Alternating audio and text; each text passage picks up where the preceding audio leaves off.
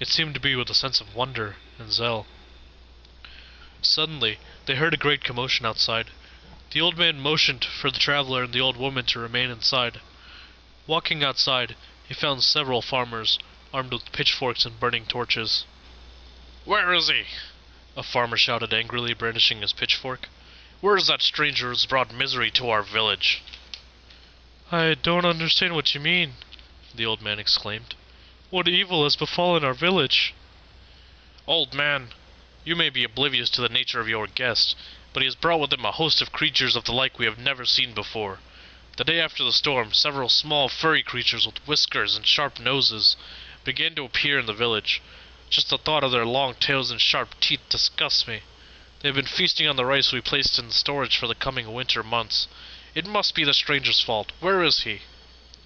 The traveler stepped forward from behind the old man, further enraging the crowd. "Please, my dear citizens, I mean you no harm. I was sent on a scouting mission by my liege to determine if there were any inhabitants in these lands, sealed from us for so long. Take me to see this fearsome menace you face, and I shall do everything in my power to aid you," implored the traveler. The group set off toward the heart of town, and along the way, the traveler seemed to be observing every detail of his surroundings. He would intermittently stop to examine the trees and rocks, much to the chagrin of the farmers. What he seemed to be most interested in, however, was the soil. Each time he examined the soil, his face seemed to light up with the brightness of the sun. As they reached town, the congregation led the traveler into the giant storage room, where all the community's supply of rice was kept. Two burly men stood guard at the doors, and explained they had locked the fearsome beasts inside until a solution could be found. The traveler motioned for them to remove the wooden supports, keeping the doors closed, and ventured inside. He examined the contents of the storage facility, and noticed several bags of rice contained holes through which the rice was flowing out, and several bags seemed entirely empty. The suspicions of the traveler were confirmed when he saw scurrying behind the bags. The group quickly lost several members at the sight. "Prepare yourselves for a most terrifying sight," exclaimed the traveler, as he reached behind the bag and pulled out one of the fearsome beasts by the tail. Cringing in fear, the crowd took a step back, with some running away. "What is that?" demanded one of the farmers. The traveler doubled over in laughter, wiped his eyes, and replied, "This, my friends, is known as a rat.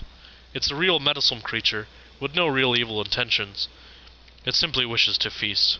I am sorry, dear friends. I believe you may be correct in reasoning I have brought this menace to your village. I have traveled to many other such villages, and things seem to manifest themselves, though I not know why. Not to worry. I have the perfect solution for such a problem. If you will permit me, I need to retrieve the sack I brought with me." "My friend, no need for that," interjected the old man. "Yes, you mean the one I retrieved on the night I found you. I have kept it in my house. I was afraid to go near it, for I was fearful of the strange noises which came from the container." "Ah, thank you. That is in fact exactly what I was looking for," replied the traveler. A messenger was sent to retrieve the bag from the house of the old man, and soon arrived, carrying it warily, complaining of the strange noises the old man had mentioned before. "Ah, my poor dear, you have not been fed in days. You will surely have a feast today." So saying, the traveler pulled out of his bag a creature which seemed even stranger to the assembled than even the rats. "This, my dear fellows, is known as a cat. I assure you it will make quick work of the rats." As assured by the traveler, the cat quickly gobbled up as many rats as it could, and chased away the remainder.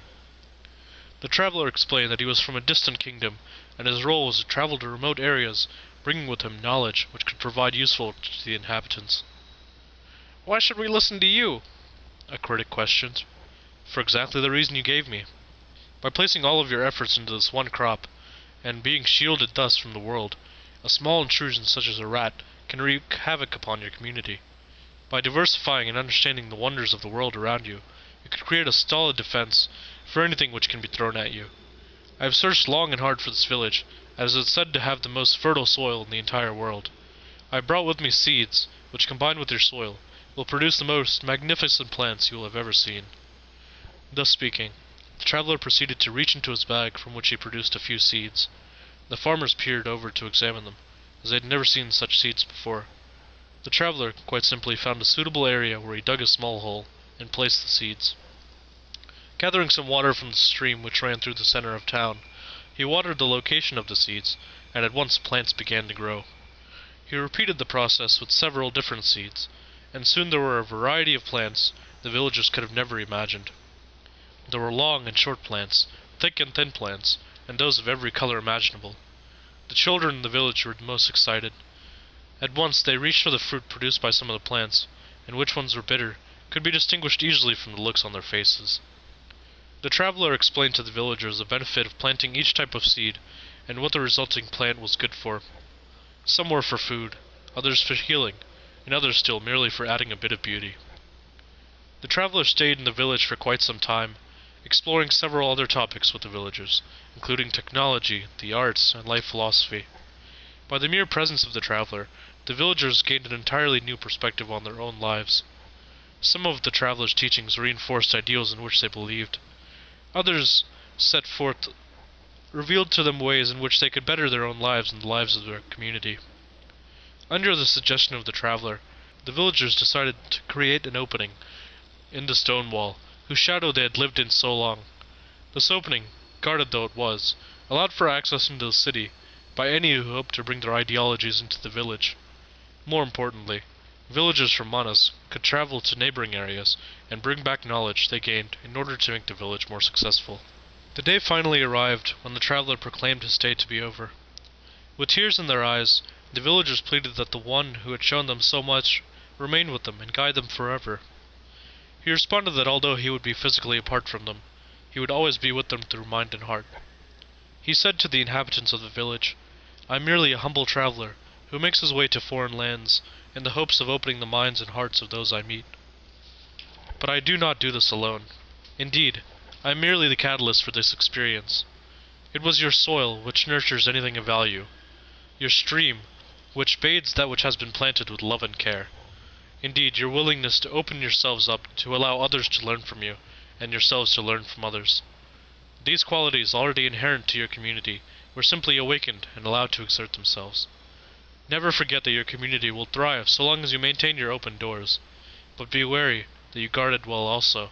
Many may try to enter for not so well-intentioned means, in which case you must maintain a strong defense of integrity and honesty. But being observant and mindful will allow you to be successful. You can be sure I will not be the last traveler you will encounter." As the villagers waved goodbye, the traveler exited the village and made his way to the next.